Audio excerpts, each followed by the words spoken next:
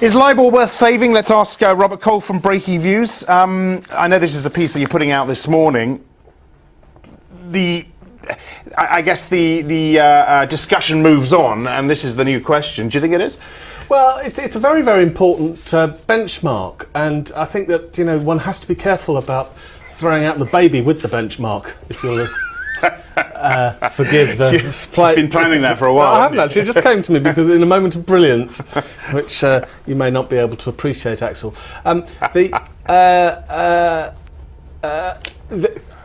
think the question. There are lots of questions. There are questions over Barclays. There are questions over its chief executive. There are questions over the whole of the banking sector. We must not lose sight of the fact, if only to try and be fair to Barclays, that they aren't the only ones in this. They're just the first people. We think there are others coming around the pipe. It's a global thing. And UK politicians are going to be getting involved as well. But the way this story moves for me now is there is going to be a lot of heat on Bob Diamond.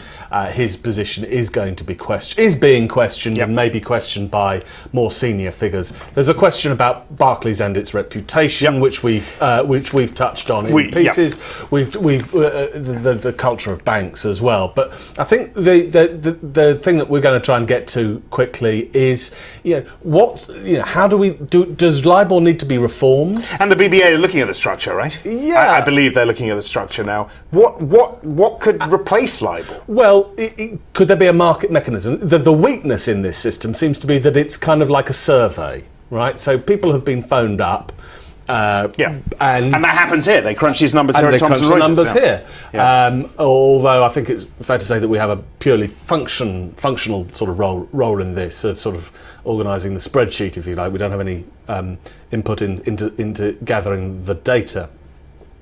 Or the way the data is gathered, but it's a survey, and what we've seen is that with lots of surveys, that can be manipulated, and it's very easy to say that we should have some sort of automated system, but actually there is some benefit in having some sort of human input here, and not making it simply a price which is affected by the weight of money and the weight of trades, because that can be manipulated as well. And we should bear in mind, of course, so that there are other prices.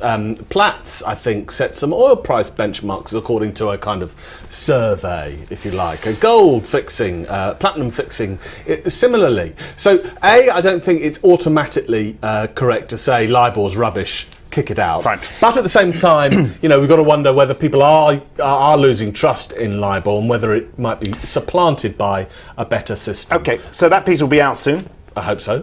Right, let's get your take, or the Breakingviews take, on this EU summit, the 20th summit since early 2010. How are you writing about this today? Well, we don't seem to have very much sort of leaking out, which is a bit odd. Little bits and pieces from the Germans.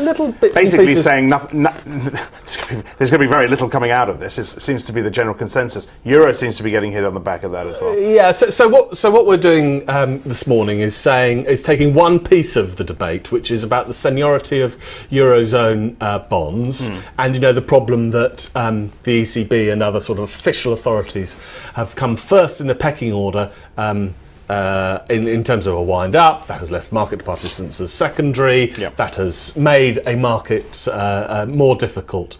And there does seem to be some appetite for clearing away that seniority, making everyone equal. And we think that while we might get some news on that, and it would broadly be a good thing, the market would take some convincing that what it says on the tin will actually go on, because there are some precedents in the Greek wind-up where they were meant to be equal, but it ended up not being so.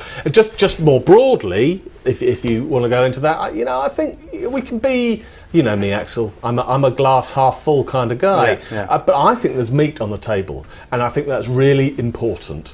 That actually the participants might be disagreeing, they might be coming out and openly look like more divisive than ever, but at least they're sort of putting their views and arguing over the meat, rather than in past 20 summits, almost been dancing around their handbags, pretending to... I'm gonna have the last say here, because I'm in a way glass half empty on this one. There's meat on the table, but these guys aren't hungry. That's the way I'm going to leave it. Okay, Robert, thanks a lot. Robert Cole, if you want to watch our US show, that comes on every day, 12:30 Eastern, 17:30 GMT. I'm Axel Throvel. This is Reuters.